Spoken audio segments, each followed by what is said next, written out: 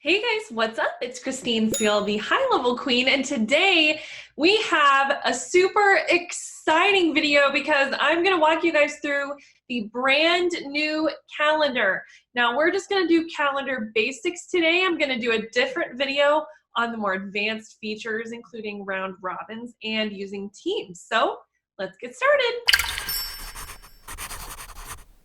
So for those of you guys who don't know, we actually have a free Facebook group called Marketing Agency Automation Secrets, where we give away hundreds of dollars in free trainings every single week to our members. So click the link below to go check that out. Okay, so just want to start this off by saying the disclaimer.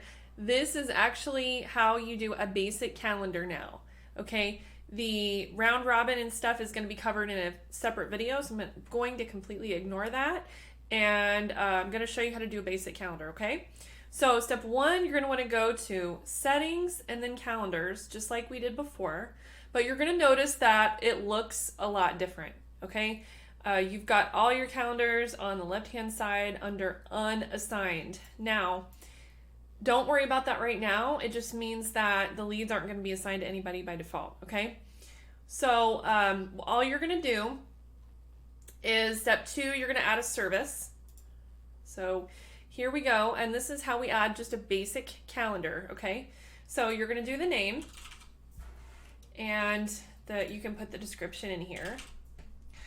And then for the title, I always put my company name. I think it's location. Forget. And then meeting location, you're going to either put your Zoom link or your address or a custom value with your Zoom link in it. I highly recommend doing a custom value with your Zoom link in it. And I'll show you guys how to do that after this. Then you're going to link it to Google. You're going to pick your calendar, and oh dear, I have just about 8,000 of them. Okay, and then we still have this here, and save and continue. Okay, and then I never do two-way just because I don't want my personal calendar reminders to be added as an appointment in High Level and have my dentist set my appointment reminder, so I only do one way. That's the difference. And then step three on availability, this is your duration of appointment, so it's 30 minutes long. This is how long you give in the slot, okay?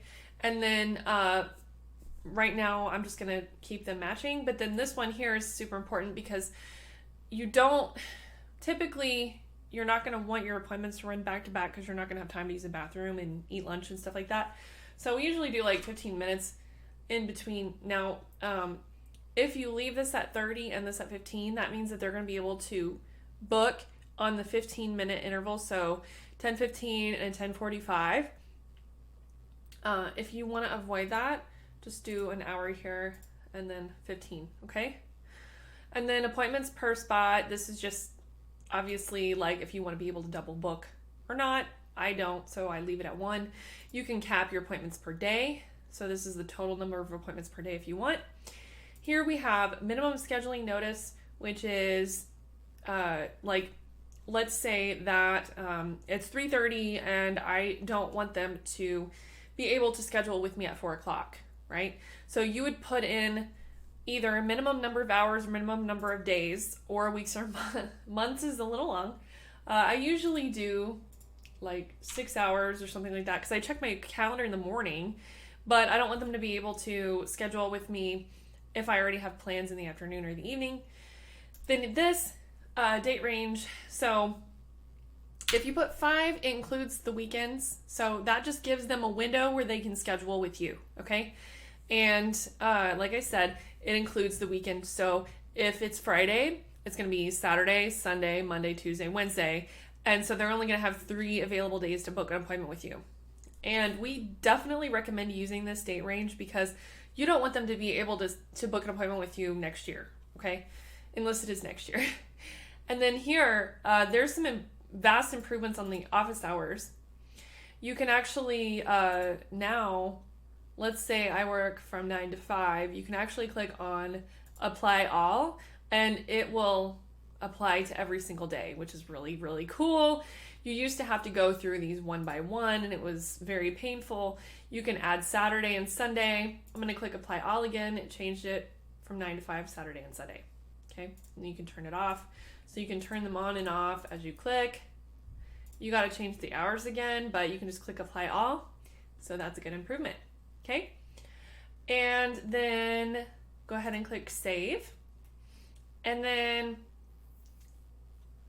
what we're going to do here, this is the same as before. You're just going to choose, if you have a pre-qualification form, you can select that here. And we have several, but I'm going to use qualification form. Now you notice here when I click that, sticky contact went away. So now you can no longer select it. You can set a Stripe payment, so you can actually accept payment for the appointment here.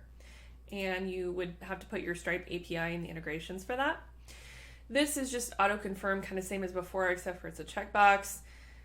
This allow Google Calendar to send invitation or update emails to attendees. So that's the standard looking Google or Gmail calendar invite, okay? And if you don't want Google to send out a calendar invite, then uncheck this. I'm gonna turn it on because I do want that. Also, you can now disable cancel and reschedule, and you notice when I did that, they actually disappear down here.